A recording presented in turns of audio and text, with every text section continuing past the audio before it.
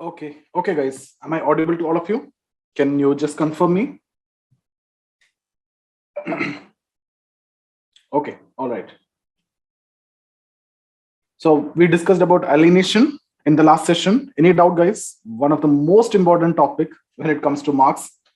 Why it is so important is because we have discussed so much of statements connected with that, right? So they can ask you statement-based question, right? What are the statements that we have seen? At least remember some of the statements that we have discussed, right? What are they? Mainly, it is not the consciousness of a man that determines his existence. That means it's not your consciousness which decides where you are. On the other hand, it is your existence that decides your consciousness. You can answer by using two conditions, either by using concept that we have learned in alienation, or you can also use economic infrastructure, which is nothing but your position in the production process, shape the superstructure that is your consciousness, which in turn will help in the functioning. So your consciousness is actually shaped by the infrastructure. The way you think, act, everything is in consonance with the system.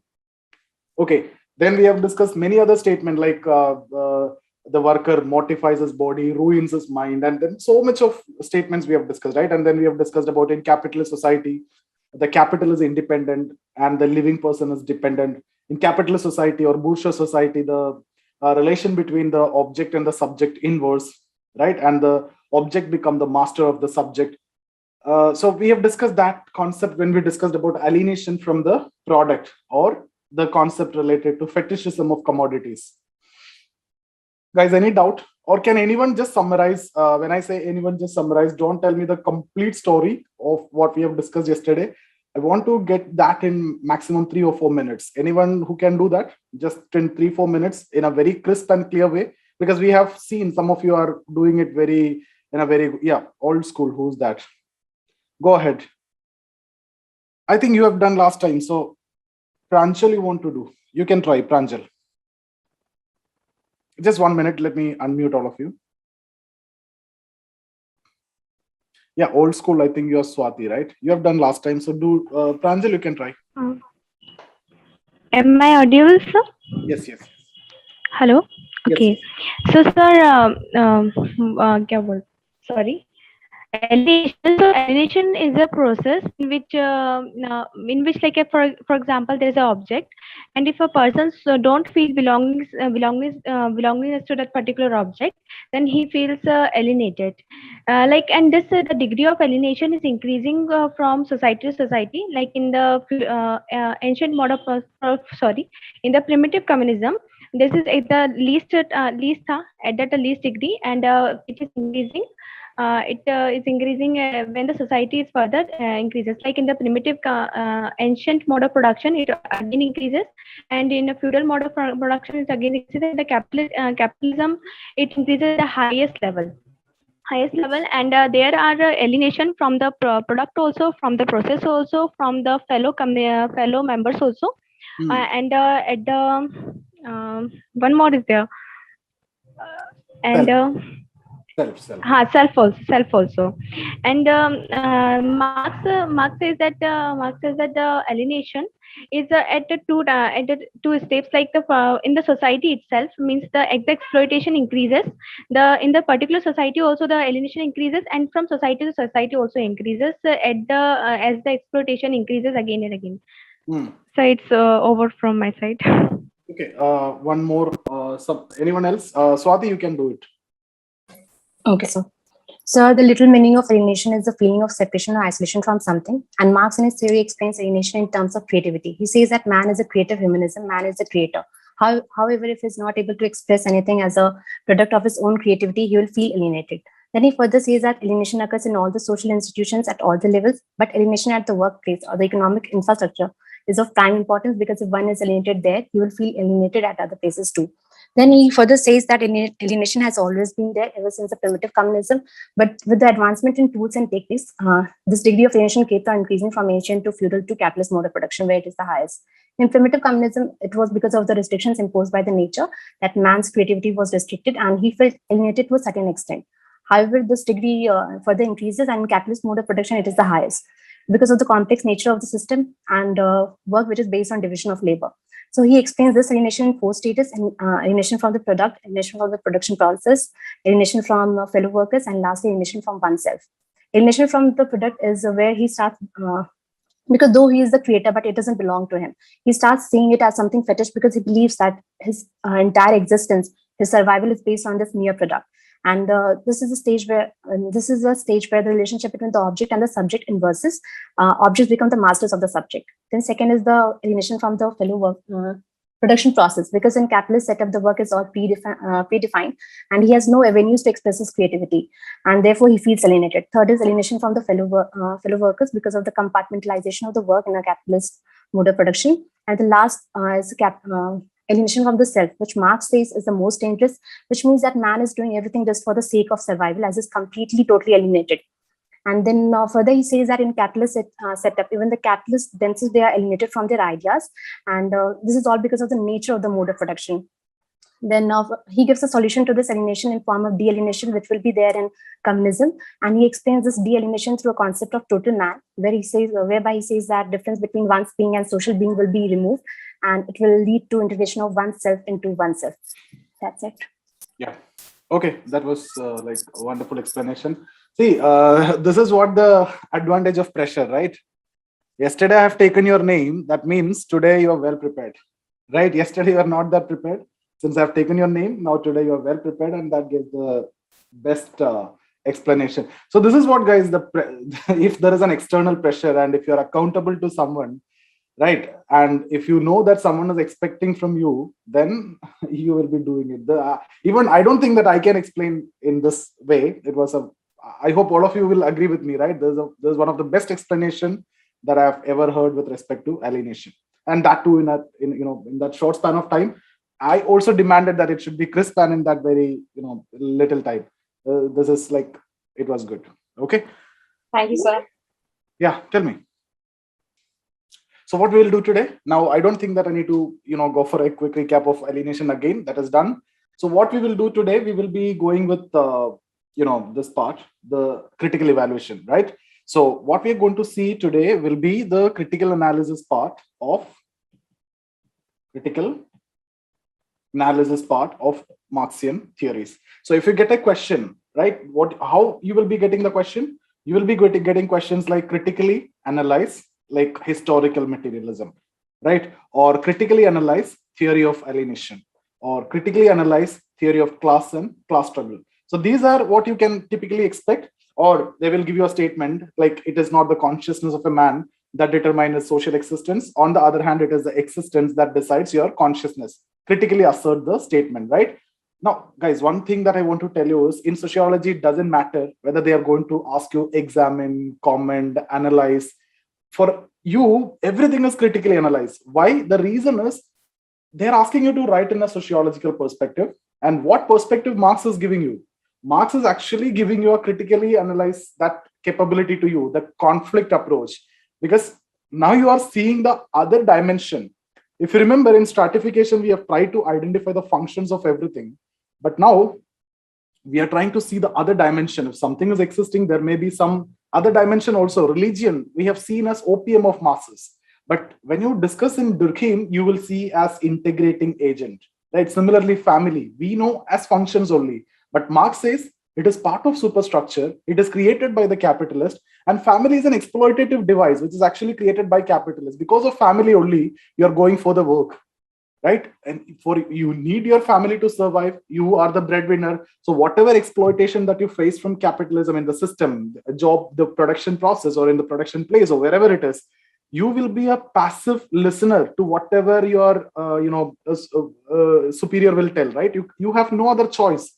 You need to work for the family, and family will prevent the creativity, will hold you so that you won't go for a revolution. So family is actually essential in the system. That's why the economic infrastructure created family. So that is a different dimension, right? So anyway, what Marx have told you, from what you understood from Marx, is the way you're going to use this perspective, conflict perspective. This is the exact thing that you're going to do in critical analysis. Now we are going to use the same perspective in Marxian theory. We're going to see how Marxian theories are not, what are the problems with respect to Marxian theory. Marx was talking about problems with religion, family, and all those things. We are now going to use the same perspective and trying to understand what are the problems within the Marxian theories. You got my point? So in all critical analysis, you follow the structure. I'll give you the structure. This has to be there in your mind, not only here, but not in GS, even in your essay also.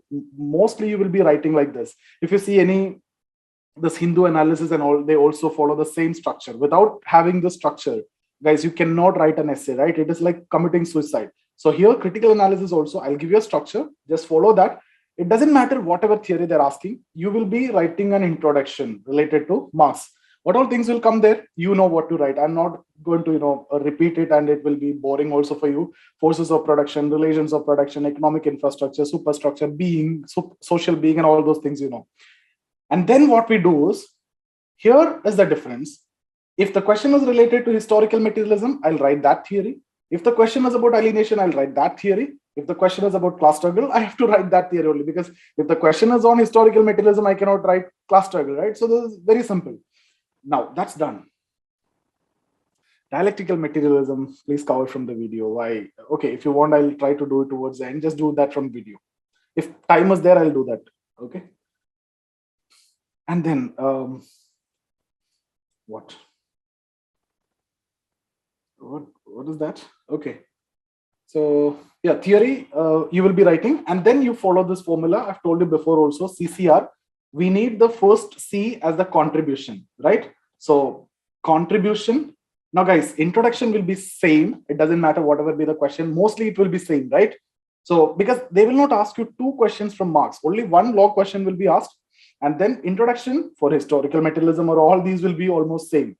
Contribution of Marx will also be same, right? So you don't want to do that separately, right? Contribution, I'll give you, just cut, copy, paste. I'll give you around 100 words. You just need to take 30 words from that.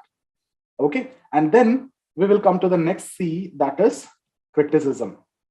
Now here I'll divide into two, like general criticism and then specific criticism. Now what is general criticism? Like Marx have been criticized in generally, like in all his theories, these are the criticism. That's what general.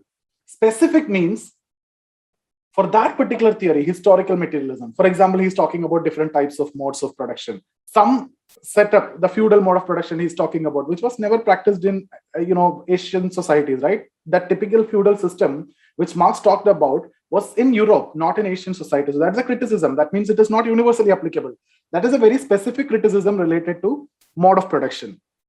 That's what you mean by specific. So tell me guys, what all things are common here? Introduction is common for any critical analysis question. Contribution will be common.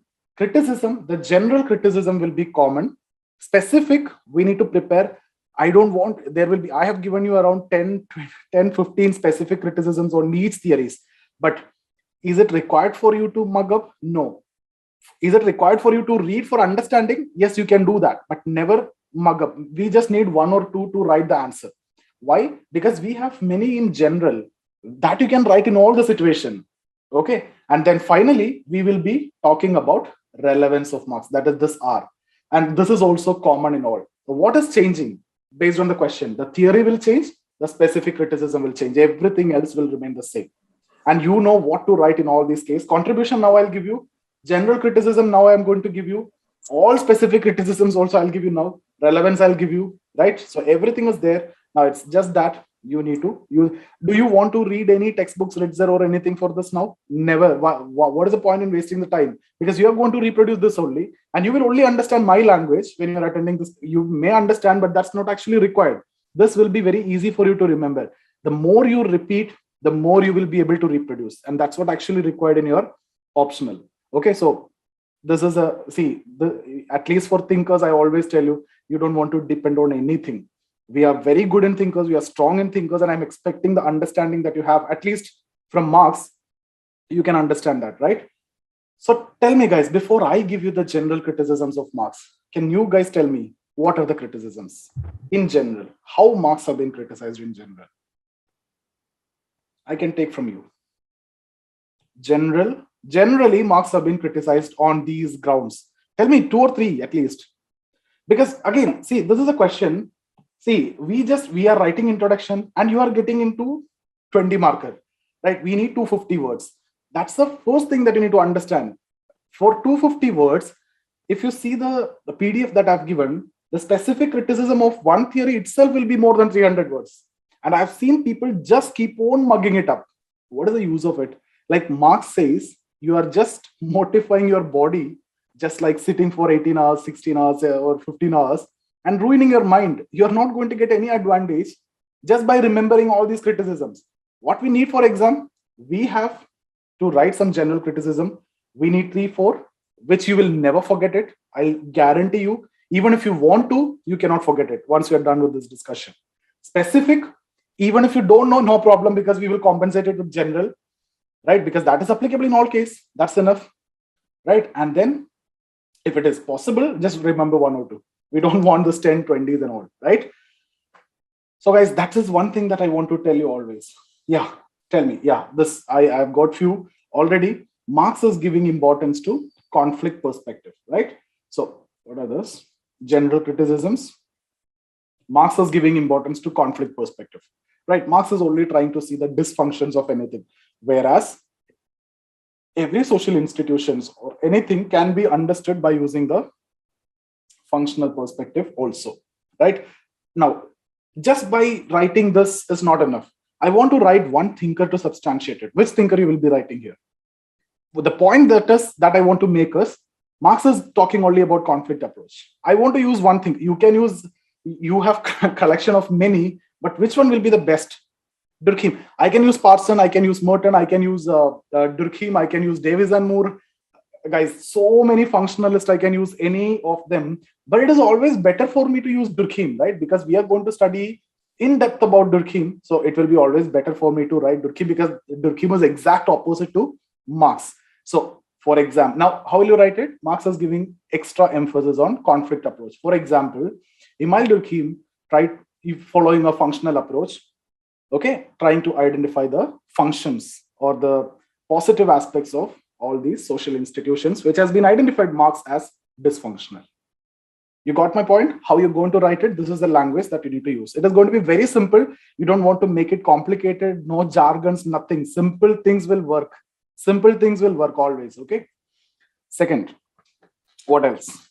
Utopian, that is very, okay, general. Okay, you can just write utopian concept of communism. What else? Yeah, macro, right? Okay, Kishan, macro.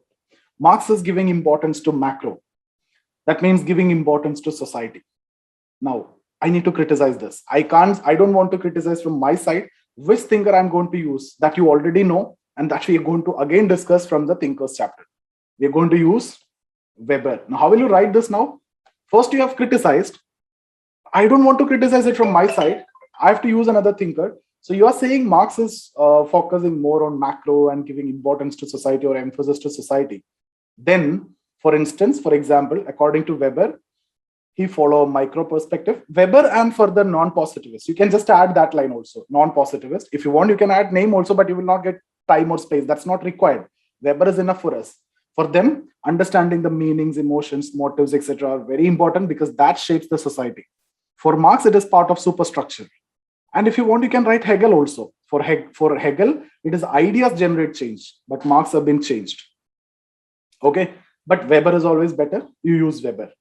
Correct? So we got 3. This is enough. Now, 4th one, if you want to, what you will write? Marx is giving emphasis to material condition, right?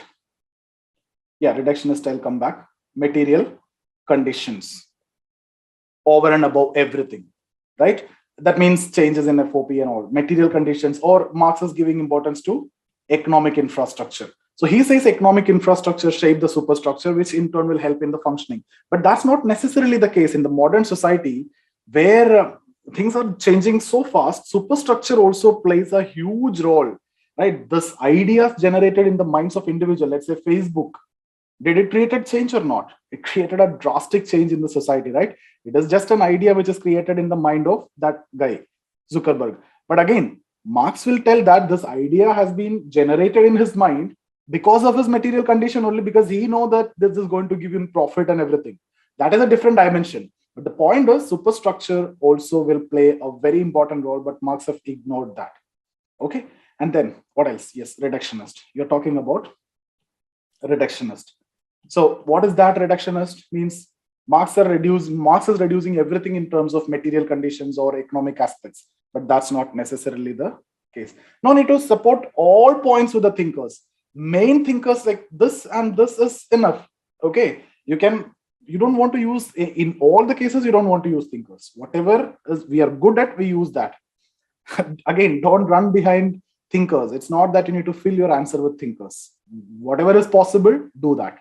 Okay, we have simply, even if you use any thinker, it will be correct, right? Every thinker is criticizing this and utopian. Everyone in the world is talking about its utopian concept. So you take any name, no problem, even if you don't know. Just take Dahrendorf. It is actually true only. He's a very, very important critic of Marx. Okay,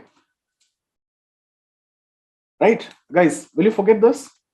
No need, right? Conflict perspective. We can't forget it. Even if you want to, you will never forget it. You talk about Durkheim, and then macro. You talk about Weber, material condition, reductionist, and then his theories are claimed to be universally applicable, and then it is not universally applicable, right? These are not universally applicable. One example I've told you already. This is a utopian theory, and then we have discussed about, though that is very specific, this feudal system. Polarization, but Asmita, I think it can be in class and class struggle specific criticism. If you want to, you can write class polarization. What Marx is talking about, class polarization will happen, but that didn't happen, right? So if you want to, if you're writing an answer on class struggle, then write as specific. If you're writing another question, then you can. If you're not, guys, when you have this much, I just need 3 or 4 general criticism. I just need 1 or 2 specific criticism. Out of this, which one you will select? I'll select conflict, I'll select macro, I'll select reductionist, and then utopian or anyone. That will be fine. There is no point in keep on writing the criticisms. No need to do that. Critically analyze doesn't mean that completely writing the criticism. It should cover everything. Okay. Evolutionary, I don't understand what you want to say. How that is a criticism? Can you explain that?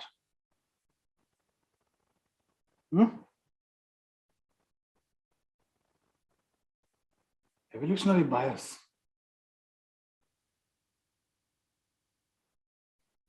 Two emphasis on two, but what is that, Pranjal? That is a very specific criticism related to class and class struggle, no? But anyway, it is applicable in all the other theories also, because in all theories he's talking about 2 class.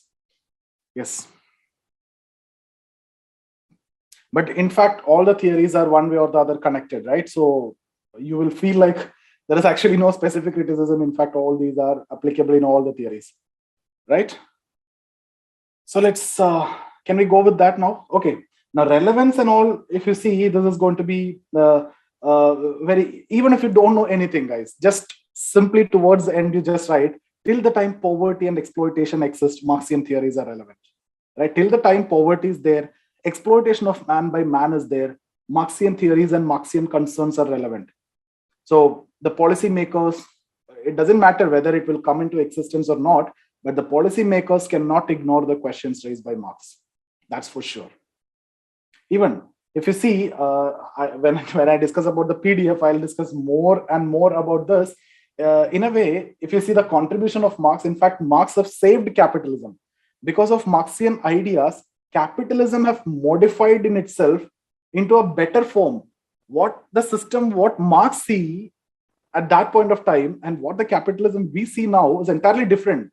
We are now seeing a very friendly capitalist setup. You can work from home, you get insurance coverage, you get health benefits, you get holiday packages, your kids' education will be taken care.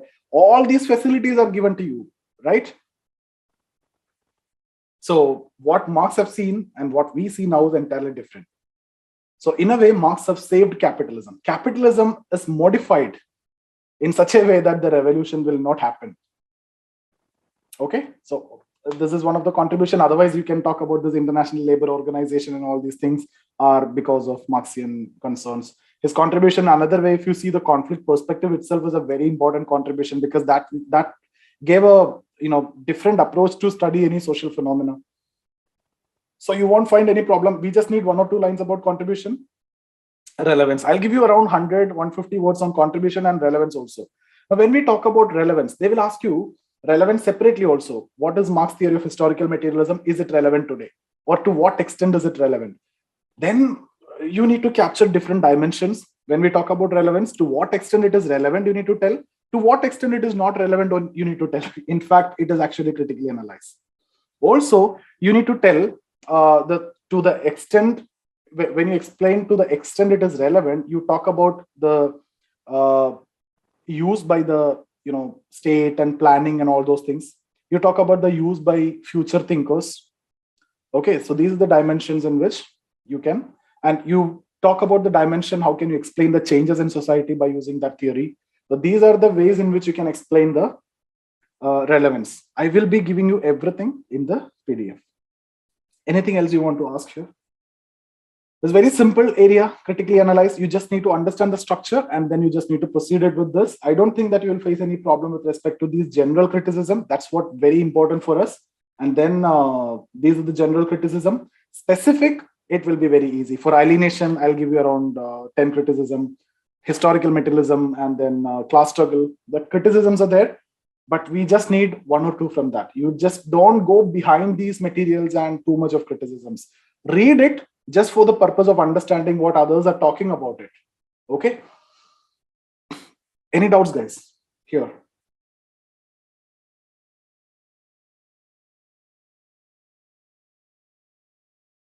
Someone's theory, if you write a theory, there will not be any impact. But when Marx, do you still think that the Marx have no impact? No one has ever created the impact which has been created by Marx, I think. Right? So you see his concerns. At least Marxian theories are relevant because of the concerns raised by Marx.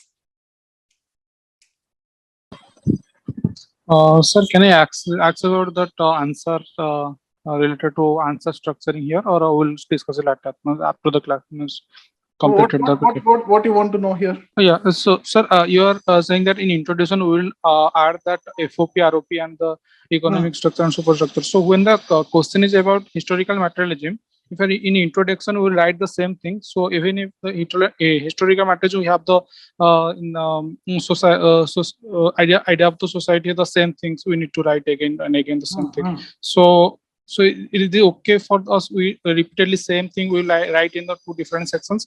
You will not get two questions from Marx. That's the assumption. In case you're getting, you cannot copy paste the same answer. I have given you how much content we have. No, sir. My question is that if the question is from historical materialism, critical analysis of the historical materialism of Marx, then in introduction we are writing the FOP and ROP. Same in the theory of historical materialism also we have the divided two types: social ideal sociology and evolution. Idea of society and evolution. In the idea of society also, you are saying that to us to write the same thing, the ROP and the FOP, the economic structure, superstructure, all the things are.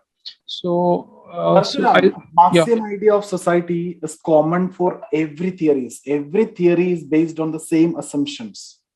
Right? Every theory is talking about the same thing. So we cannot ignore. That's why we have discussed that first. And I've told you at that point itself, this is the most important part because this is what you're going to use in the other theories also, and this is the most important understanding that you need to have. If you cannot understand this, you cannot understand the theory. So if you need to write any theory, you cannot write without can you tell me any theory where he's not talking about the role of infrastructure and superstructure?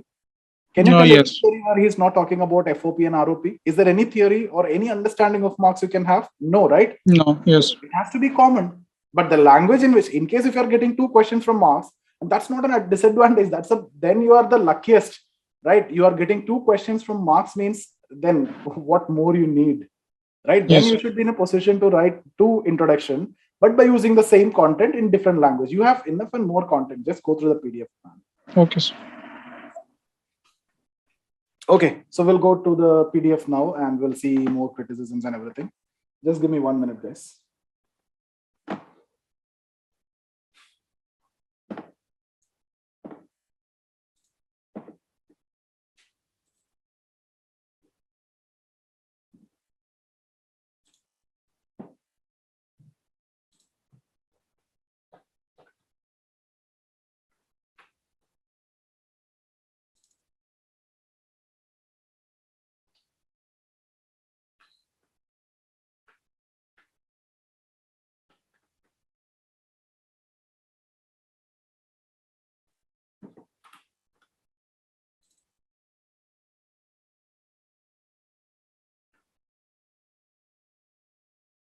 Okay, so this is a structure. You see the contribution, and then you will see the general criticism.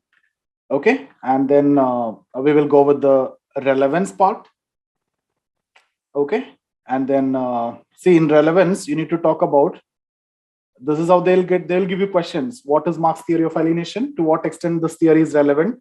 This is a separate question, but relevance we need to write in critical analysis also, because we need to conclude it with a positive note, right? Discuss Marx's theory of this, and is it relevant today? To what extent the theory is relevant? To what extent it is not relevant? Both you need to mention. So the applicability of the theory in the present context for understanding individual and society. Is it possible to understand the present society by using these theories and concepts? To some extent it is possible, to some extent it is not possible, right? So that is one dimension. Then applicability of the theory. Okay, 1 minute. Applicability of the theory in understanding specific situations like problems, social change, crime, corruption, etc. This is another dimension which you can explain. They will see, guys, they will ask you how to understand, how to explain corruption by using Marxian theories, right? Marxian concepts. Similarly, social change. Similarly, the crimes and all. To what extent, the extent of use made by the future theorists or planners, okay? And the application in future. These are what I have mentioned here. And the specific criticisms. This is a mode of production criticism. Now, even though this much is there, but hardly you need 2, 3, okay? Alienation, and then class struggle. So this is what we are going to cover quickly now. Let's start with the contribution. Contribution is very important because any question you need to write this contribution. Although Marxian theories have been criticized on a number of accounts, but his contribution to the development of sociological theory, introduction of new concepts and new methods remain unparalleled. Marxian theories emerged as a radical perspective in the understanding of society during 19th century. This contributed a lot towards generation of a balanced understanding of society. So one contribution, you're saying it is his perspective itself. Apart from this, Marxian concerns motivated new areas of research and streams in sociology, like sociology of work, industrial sociology. All these owe their origin to the concerns raised by Marx. Okay, Marx contribution also must also. Just 1 minute, guys.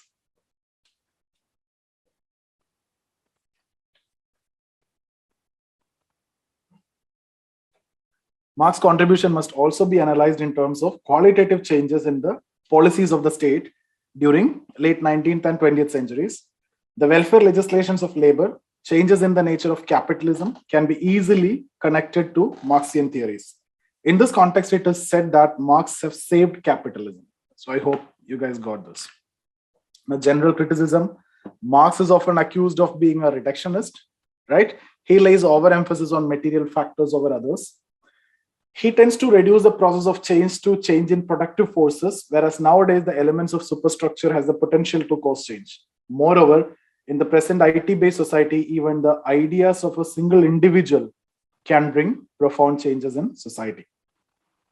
Next, Marx have overlooked the equilibrium or the order in society and overemphasizes on conflict.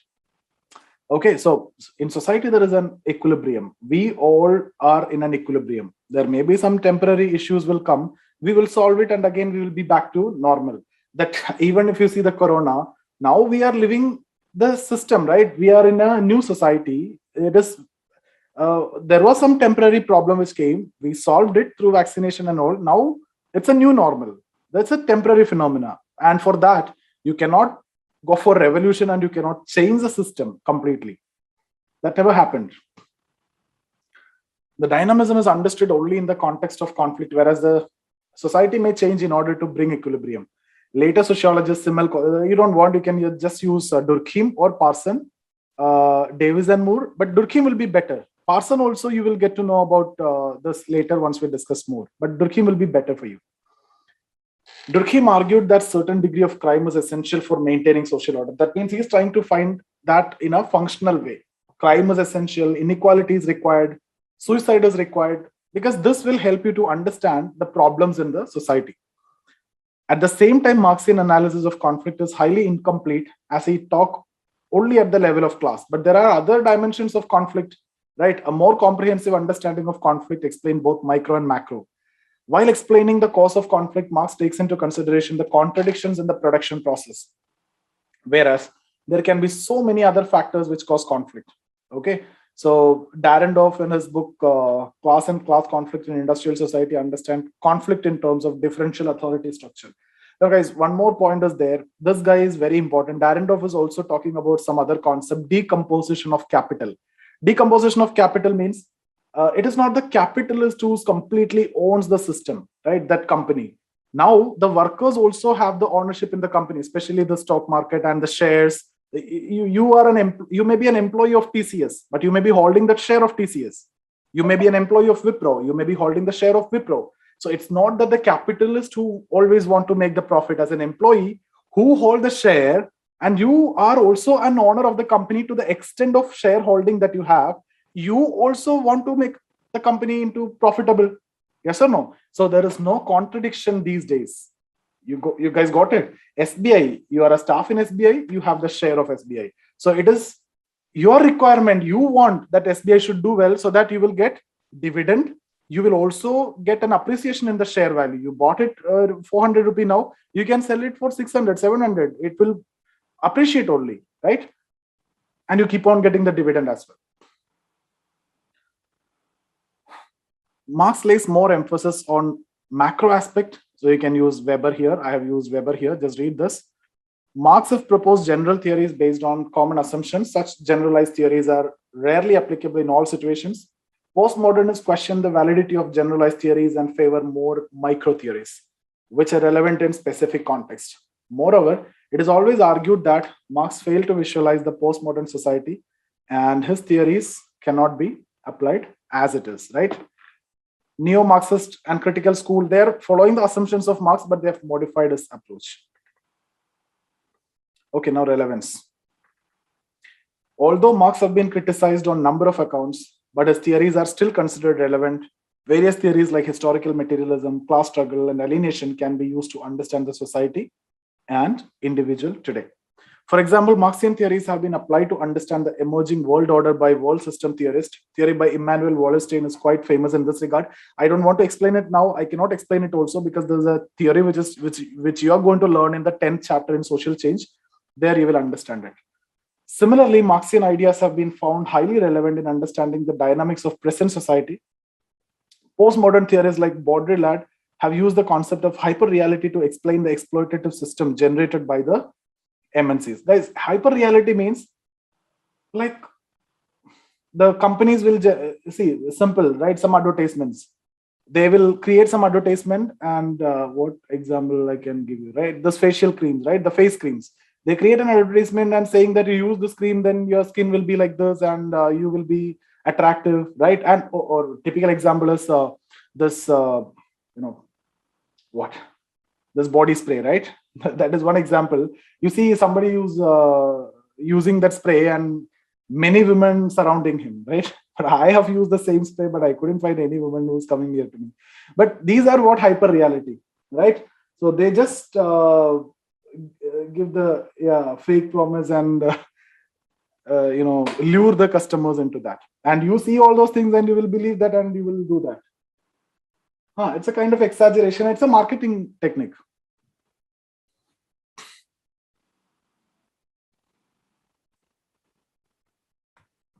Okay, in the present society, Marxian idea of alienation has been highly relevant. Why?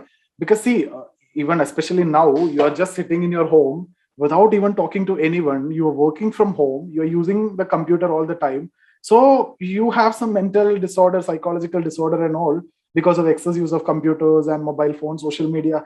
Guys, so many, even the forget about the children, even government employees are also addicted to these games and this rummy or what, these different games, and people are ultimately committing suicide, right? All these are because of a kind of alienation. Now, next line is very important.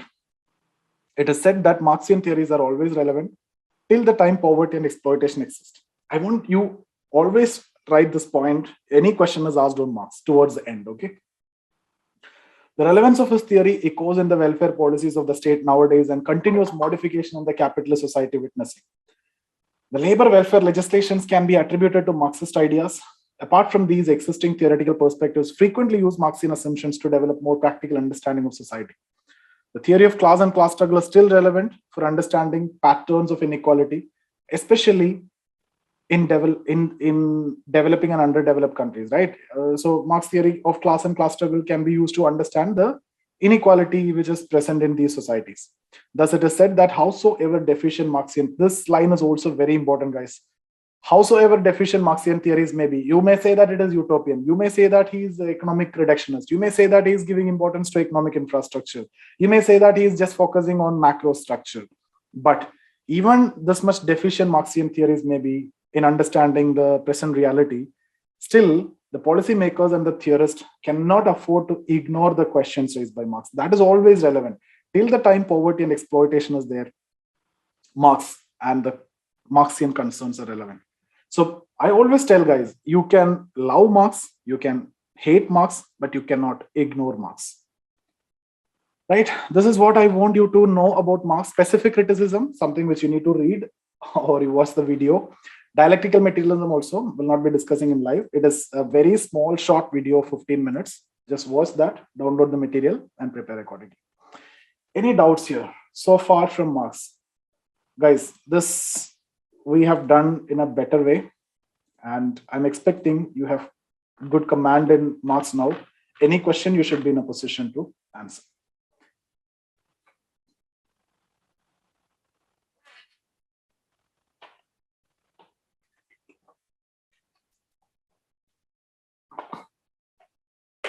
Okay, so we will stop here for the day. We'll start with Durkheim tomorrow. All right, guys. Yes, tell me. What is that?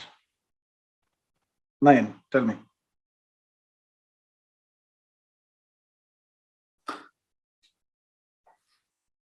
Corruption is because of low wages. Yes. Corruption we have to understand in different dimensions. When it comes to Marx, since we are giving importance to economic infrastructure, since we are giving importance to money and all these, you prefer that.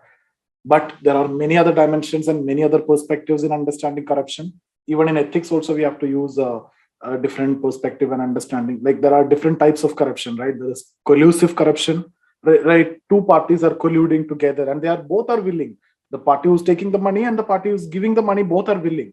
But there are some cases, that is what coercive corruption. That's very dangerous. You go to a village office for a income certificate, maybe a poor person, and the village officer demanding 100 rupee, 200 rupee. That is coercive, right?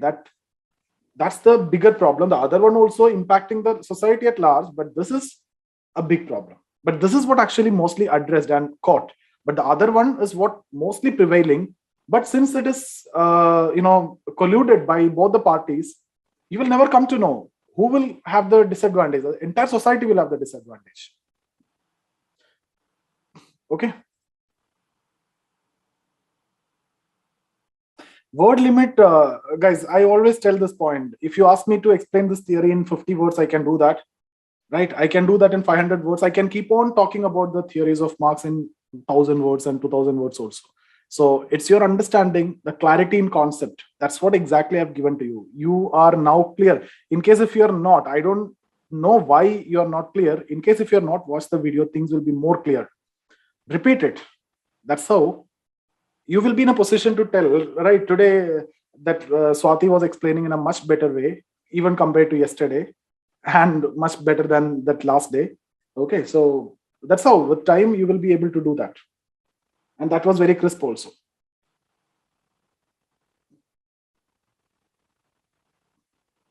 Yeah, you ruined it. That is what, when you are expecting from someone and then you are not answering, means it's not good. So that regret was there in your mind. That's why you are able to prepare. That's what the pressure.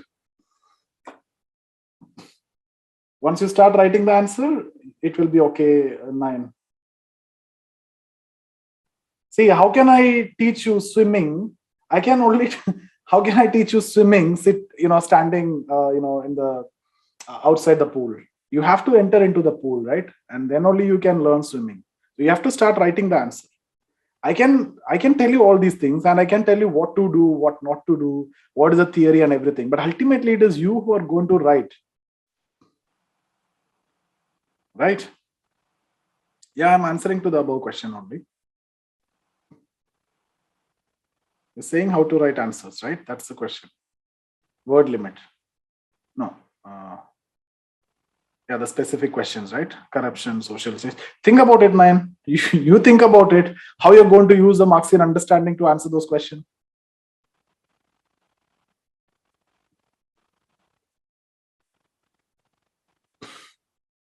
Okay.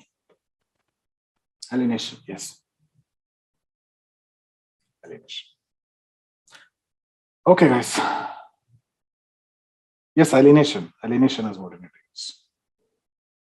Guys, we'll stop here. See you tomorrow.